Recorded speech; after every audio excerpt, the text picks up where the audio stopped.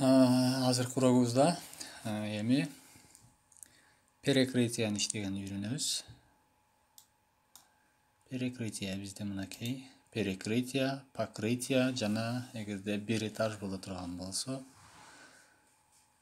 фундаментный частьты дагы ушул перекрытия менен жасаганга болот. Негизинен мен ушундай кылам. Мынакей анда эмесе баштадык. Баштаардан мурда мына перекрытияны бастык. Кийин мына жерде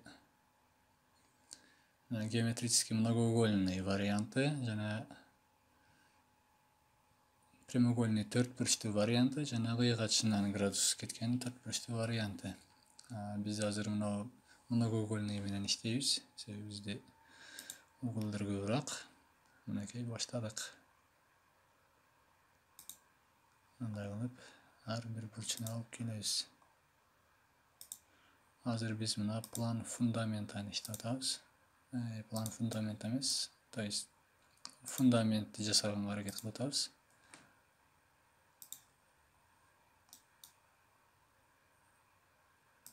Мынакей. Мына бизде даяр болду. Мынакей азыр бул биз автоматически 300 көрсөтүп атат, бирок биз аны өзгөртөбүз. Мынаны басып алабыз. Бизге фундамент 750 болуш керек.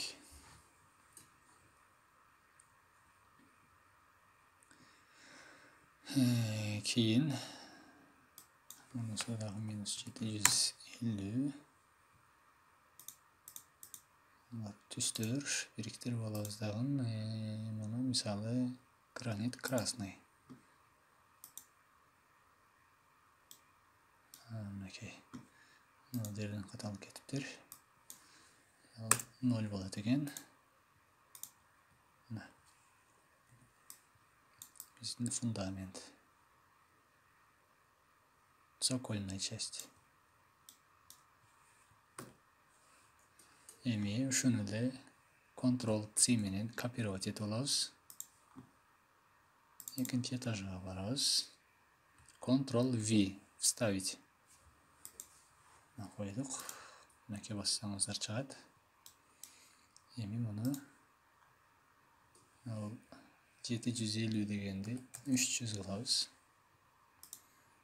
Жана мына түстү мисалы белый титановый акка. Биринчи. Мынакей. Перекрытиябыз даяр болду. Эми ушуну покрытияга көчүрөбүз. Покрытияга көчүрүү үчүн бизде 3-чү этаж жок болуп калыптыр. Ошондуктан мына конструировать, настроить этажи, поместить над 3-чү этаж. Окей. Штаны басабыз, перекрытия кармалды. Копировать. Ctrl-C. 3-чү этажга чыгабыз. Вставить. Мынакей. Мышты басып коебуз. Мынакей бизде 3-чү этаж. Бизде азыр 30 сантиметр кылып түшүп калыптыр. Аны Ctrl-D-ни басып туруп жылдырабыз болбосо. Перекрытиянын өзүнүн эле мына бурчуну басабыз дагы. Мынаны басабыз. Мынакей. Видео көтөрүп коебуз. Мына. Бизде даяр болду.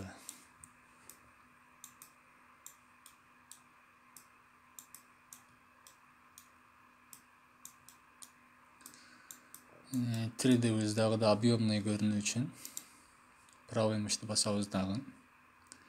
Параметры 3D проекции дегенге киребиз. Күн каерден тийиш керек.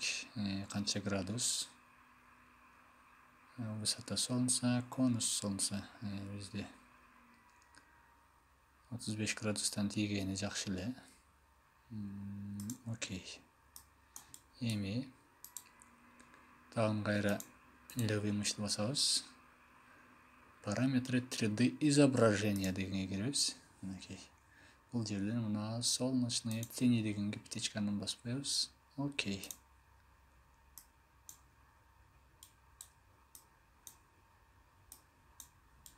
Азыр эч нерсе билинбей атат. Себеби мына көлөкөлөр азыр эми чыкты. Мына эми көрүнүп турат. Ал жерлер жана боп-боз болуп көрүнүп аткан.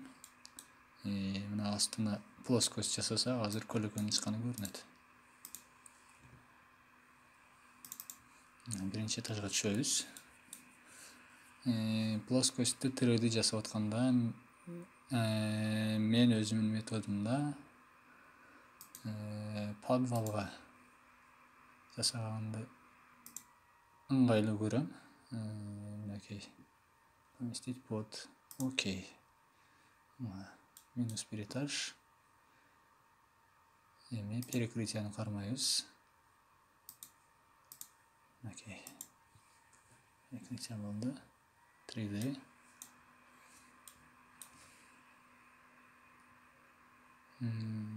Английский O тамгасын бассак, мына биздеги мыштагы 3D кылып атканыбыз курсорго айланат. Стрелка.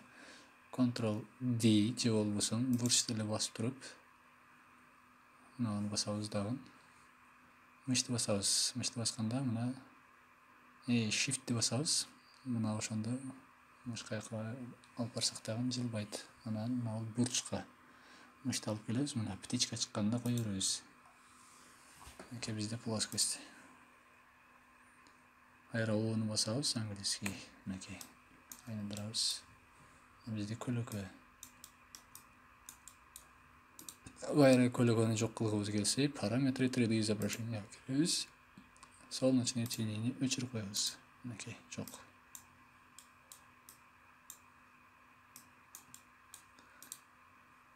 Более реальный көрүнүү үчүн кайратабыз, коебуз. Мынакей достор. Мына biraz мындай аксалар коебуз. Ctrl D. Shift'ти басып туруп. Мынакей.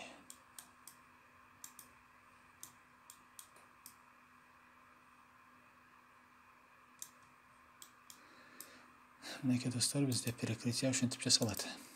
Эгерде мына осьтордун көрүнүүсүн каалабай турган болсок, 3D'да ось көрүнбөй эле койсун дей турган болсок, буларды белгилеп чыгабыз дагы.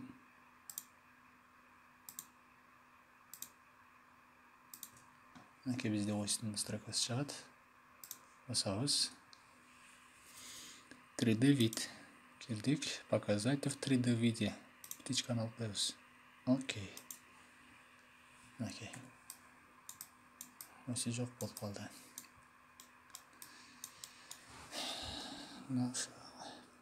Кийинки сабакта көрүшкөнчө саламатта болуңуздар.